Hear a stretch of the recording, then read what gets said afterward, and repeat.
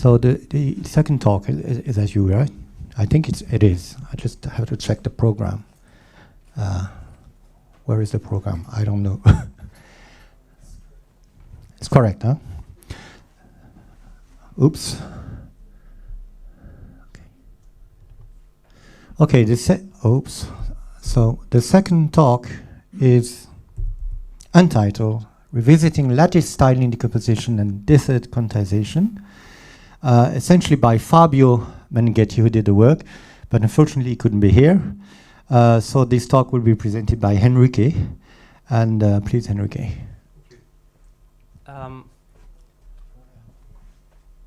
Can everybody hear me without the microphone? It's better. Right. All right, so try to, do everything here. All right, so good morning, everybody. So as Professor Hughes said, I'm Enrique Miyamoto, and I'm presenting this talk about tiling decomposition by lattices and its relations with dithering quantization. All right. Well, it's a joint work with Fabio, Sueli, and Max. So what we are doing here is basically that we are extending a previous work of ours on a decomposition of random variables through lattices. And, well, this decomposition consists in considering two dual operations, which are wrapping and quantization. I will talk in a moment in more detail about them. But the thing here is to emphasize that these operations, they are not new. They have been used in many different areas. Say the rapid distribution defines parameters for lattice concept coding and lattice-based cryptography. In this field called directional statistics, wrapping is a standard way of constructing distributions on circles and tori. Lattice quantization has been considered as a way of achieving the rate distortion trade-off, and also can be used for shaping and channel coding. But the thing here that we are considering these two operations jointly to emphasize, in a unified language, to emphasize how they are dual and related to each other. And here, in particular, we are going to study further aspects of this decomposition. And so next slides, I will recall what this decomposition is about and consider two different aspects. So just to make sure everybody that we are all on the same page, defining a lattice, what's that? So I'm only considering full rank lattices here. So it's a discrete additive subgroup of Rn, or equivalently, it's the set of all integer linear combinations of linearly independent vectors called the basis. So n vectors of Rn. So it's the set of all these combinations with integer coefficients. This matrix where you put the vectors of the basis in column form here is called generator matrix. The basis of a lattice is not unique. Another generator matrix generates the same lattice if you can write it as the multiplication of the original matrix by a unimodular matrix, which is a matrix that has integer elements and determinant plus or minus 1.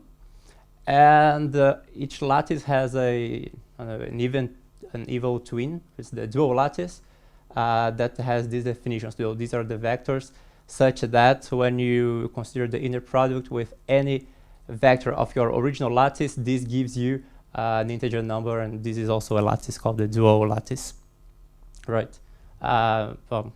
Just make sure we are know what we're talking about. We are talking about the lattice. There are these points that are the integer linear combinations, right? What's a tiling pair?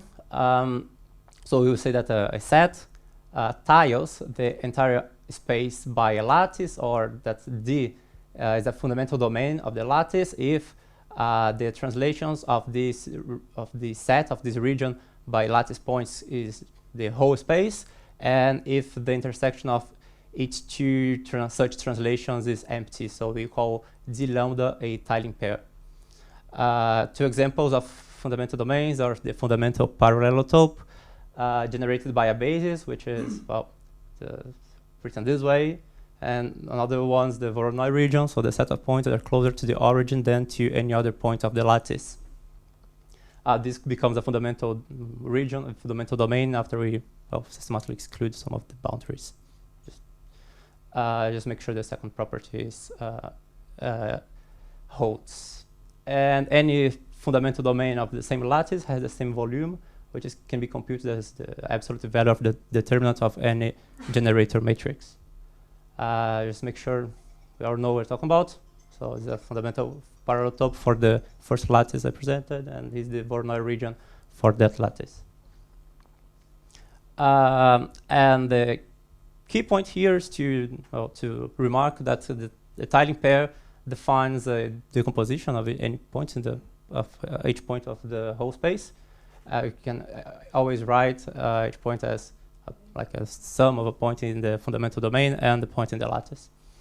And we can associate with that two operations, which are wrapping and quantization, which are kind of dual to each other. So wrapping is taking you any point of the whole space to a point in the fundamental region, which actually we're identifying with the quotient space. So this is basically the modulo operation. And quantization is taking you any point of the space to the corresponding lattice point. If it's the Voronoi region that we are considering, this is the nearest lattice point. And so this is what means that we can write any point as like this sum here. Now what happens if we consider like a random variable in Rn? So we can consider also the two random variables, which are the wrapped and quantized random variables, meaning that the random variables that we will obtain after performing wrapping and quantization on the original random variable. If your original random variable has a PDFP, then the distributions of the wrapping and the wrapped quantized random variables, they have these expressions which are kind of dual. Like for the wrapped, you sum over the lattice points, and for the quantized one, you integrate over the fundamental domain. Call X a tiled random variable, and of course the marginals, they are not necessarily independent, only in particular cases. All right.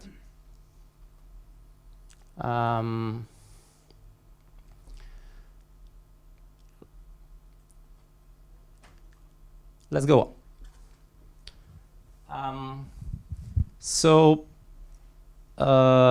As promised, now I'm going to present the first aspect we were studying in this work. So we'll consider, as before, an original random variable X on the whole space that has density P, a wrapped random variable X pi with density P pi, and a quantized random variable XQ with distribution PQ, as following some definitions I just presented. So we can consider the characteristic function of these random variables. So we are considering this definition of the characteristic function.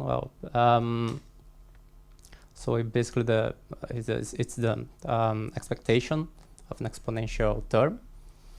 And we can have the analogous expressions both for the wrapped and quantized random variables, which is the same by replacing X by X pi or XQ and computing the corresponding expectations. And of course, these are related to the Fourier transform of the corresponding PDFs of distributions, right? So for the classical one, like the original one, the Fourier transform of the density is exactly the characteristic function with our definition. And for the other two cases, we have something that's very closely related. So P pi, the wrapped distribution, is periodic on the lattice. So we can write the Fourier series for the distribution and the Fourier coefficients, they are written in this form here, which is up to a constant, just the characteristic function we just wrote. And similarly, so PQ, the distribution of the quantized, has a discrete support, and it can be seen as the Fourier coefficients of a periodic function on the dual lattice. So you can write like this, and then you find the Fourier coefficients here, and up to a reflection the same expression as the characteristic function we just presented.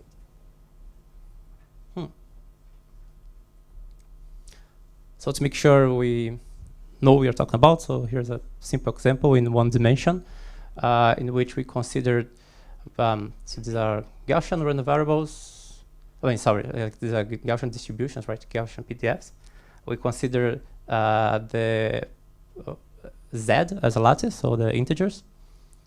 So the wrapped distribution is, if we go back, so which you obtain that you sum for each point in the fundamental domain, you sum the values of the distribution by lattice translations,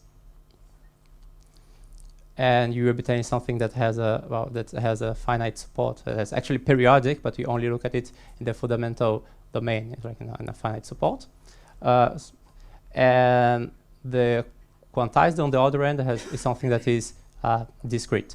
Once we take the Fourier transform or the characteristic function, we find like the behavior is reversed, right? Because then we have that the characteristic function of the wrapped distribution is something that is discrete, while the characteristic function of the quantized is something that is that it has a discrete support, like kind of emphasizing this duality between the two operations.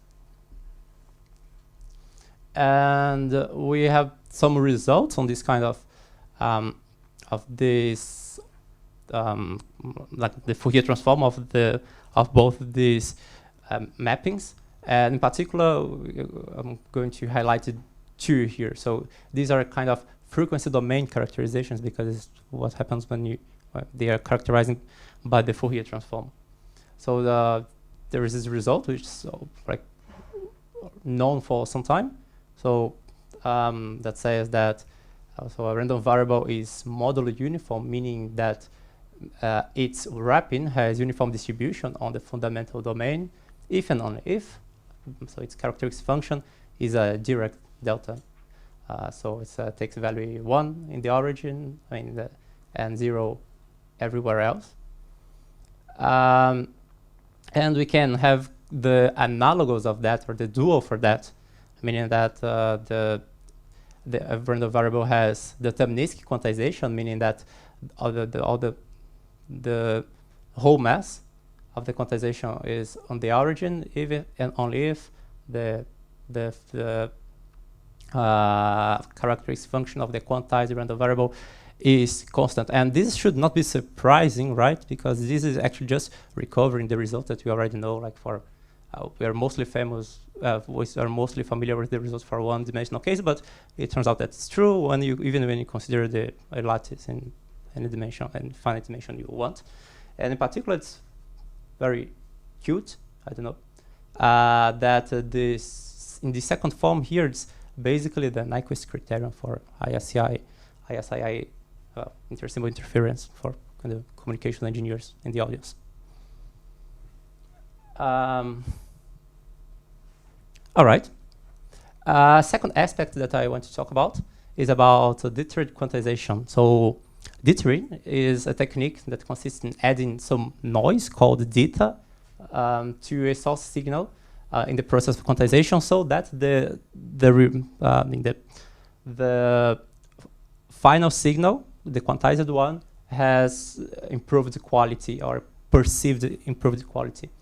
So the two types of dither that are usually considered are called like subtractive dither, which consists in adding some realization of noise to the original signal, quantizing it, and then subtracting the noise.